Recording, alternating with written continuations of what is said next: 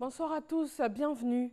Ce jeudi, la Fondation Children of Africa a procédé à une deuxième remise de dons pour les populations les plus vulnérables dans cette lutte contre le coronavirus. Il s'agit de dons en vivres et en produits sanitaires d'une valeur de 210 millions de francs CFA destinés aux communes du Grand Abidjan, à savoir Jacquesville, Dabou, Azaguié, Grand-Bassam, Bonois et Assini. La remise de ces dons s'est déroulée au siège de la Fondation dans la commune de Cocody. Le ministre de l'Administration du Territoire et de la Décentralisation a rencontré les maires de la zone de compétence du district autonome d'Abidjan. Sidiki Diakité a exhorté ces maires à davantage s'impliquer dans la lutte contre le coronavirus. Amadou Ouattara pour les détails. Unir les forces et connaissances au niveau des collectivités décentralisées dans une synergie d'action contre la maladie à coronavirus COVID-19, c'est l'objectif de cette présente rencontre. Une initiative du ministre de l'Administration du Territoire et de la Décentralisation. Sidiki Diakité invite les maires des différentes communes d'Abidjan à intensifier les efforts face à la maladie. En tant que gouverneur de district, en tant que maire des communes, particulièrement du district autonome d'Abidjan, il vous appartient d'anticiper sur ce que pourraient être les interventions, non seulement du gouvernement, mais aussi des bonnes volontés, d'apporter l'assistance nécessaire à vos populations, particulièrement les plus vulnérables. Déjà actifs sur le terrain, les maires ont promis faire davantage et explorer de nouvelles stratégies jugées plus efficaces. Nous pouvons vous donner l'assurance que les maires de Côte d'Ivoire, et en particulier ceux d'Abidjan, poursuivront avec force, vigueur et abnégation la sensibilisation de leur population. Le gouverneur du district autonome d'Abidjan, qui mise sur la prévention, assure le soutien de son département au gouvernement. Abidjan doit donner le bon exemple. À la date d'aujourd'hui, nous sommes à 31 000 taxis et Baka et Ororo désinfectés. Nous allons continuer dans 2 semaines. Nous aurons fait le tour d'Abidjan et nous aurons atteint les 60 000.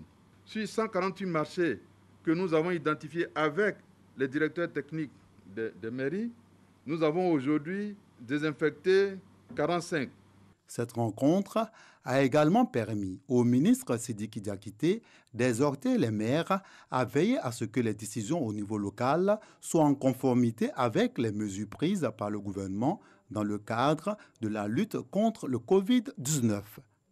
Et dans le cadre de cette lutte, la Côte d'Ivoire franchit un nouveau cap. Le ministre de la Santé et de l'Hygiène publique a réceptionné à l'aéroport Félix Houphouët-Boigny d'Abidjan 3500 boîtes de plaqueline. C'est un médicament sous forme de comprimé pelliculé à base d'hydroxychloroquine et il est utilisé déjà dans plusieurs pays pour le traitement du Covid-19. Ce sont des moments bien éprouvants pour les hôteliers de la commune de Grand-Bassam. Tous les hôtels de la ville ont fermé et assurent un service minimum pour éviter la dégradation de leurs chambres.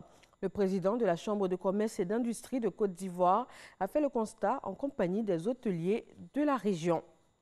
C'est une revendication de la Commission des droits de l'homme et aussi de l'Ordre des avocats du Cameroun. Le chef de l'État camerounais a ordonné des commutations et des remises de peine pour certains prisonniers afin de désengorger les prisons qui font face à la menace du Covid-19. Le nombre de détenus concernés par cette décision n'a pas encore été communiqué, mais les prisonniers condamnés pour détournement et ceux condamnés dans le cadre de la crise anglophone ne sont pas concernés par la mesure. C'est le cas dans de nombreux pays au monde aujourd'hui. Le coronavirus a provoqué la fermeture des établissements scolaires. Les pays d'Afrique de l'Ouest et du Centre en font partie. L'enseignement à distance est devenu la règle et de nombreuses initiatives ont été mises en place. Mais les professeurs doivent contourner une difficulté de taille, assurer la continuité pédagogique pour tous les élèves, même pour les enfants qui n'ont aucun accès à Internet. En Côte d'Ivoire, par exemple, la télévision et la radio nationale sont utilisées pour dispenser les cours. Direction Abengourou. Une partie du marché relais est partie en fumée. Le marché relais d'Abengourou a donc été ravagé par un incendie dans la nuit d'hier à aujourd'hui. Il n'y a eu aucune perte en vie humaine, mais les dégâts matériels sont importants. Selon les témoins, l'incendie serait lié à la foudre provoquée par une forte pluie. Et voilà, c'est tout pour ce flash d'information. Merci de votre attention. Rendez-vous à 20h.